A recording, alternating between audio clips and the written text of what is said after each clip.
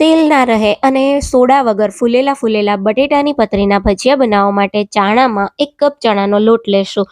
ભજીયામાં તેલ ના રહે એના માટે 1/4 કપ જેટલો આપણે ચોખાનો લોટ ઉમેરીશું. હવે આમાં અડધી ચમચી હળદર પાવડર, 1/4 ટીસ્પૂન હિંગ, સ્વાદ પ્રમાણે મીઠું, 1 ચમચી ચીલી ફ્લેક્સ અને અડધી ચમચી અજમો ઉમેરી દઈશું. ઝીણા કાપેલા લીલા ધાણા ઉમેરી દઈશું અને થોડું થોડું કરી અડધા કપ જેટલું પાણી ઉમેરતા જઈ બેટર બનાવી લેશું. બેટરને 10 મિનિટ રેસ્ટ આપી દેશું અને બટેટાની પતરી બનાવી લેશું. પતરી તમારે મીડિયમ થિકનેસ વાળી તૈયાર કરવાની. પતરીને 10 મિનિટ પાણીમાં રાખીશું અને પછી આ રીતે કોરા કપડામાં કોરી કરી લેશું.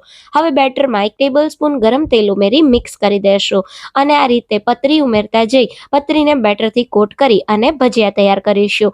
આ ભજીયા મીડિયમ ટુ હાઈ ગેસની ફ્લેમ પર તૈયાર કરવાના, એટલે એકદમ ફૂલેલા ફૂલેલા અને બિલકુલ તેલ ના રહે એવા તૈયાર થશે.